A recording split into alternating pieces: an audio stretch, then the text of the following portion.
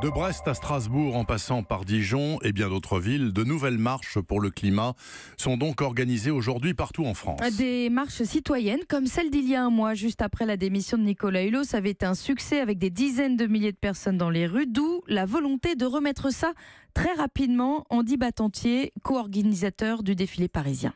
Il fallait maintenir la pression, quoi. Il faut effectivement pas lâcher sur ces questions-là.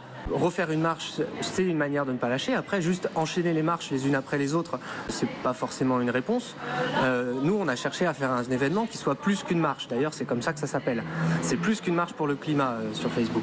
Il y a beaucoup de gens qui avaient envie d'en refaire une. Maintenant, on en réorganise une, mais on a voulu lui donner du sens. Notre but ultime, c'est qu'on prenne en main ces problèmes sérieusement. Et c'est ce à quoi appelait Nicolas Hulot quand il a démissionné. Ça a été assez clair.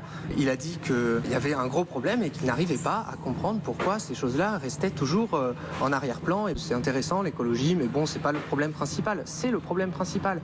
Comment vous voulez mener d'autres politiques si vous n'avez pas un environnement où les êtres humains peuvent vivre? Vous pouvez pas faire de politique. Donc ça doit devenir la question numéro 1. Andy Battantier, co-organisateur de la marche pour le climat cet après-midi à Paris. Il répondait à Virginie Salmen, départ 14h, place de l'Opéra, pour rejoindre celle de la République.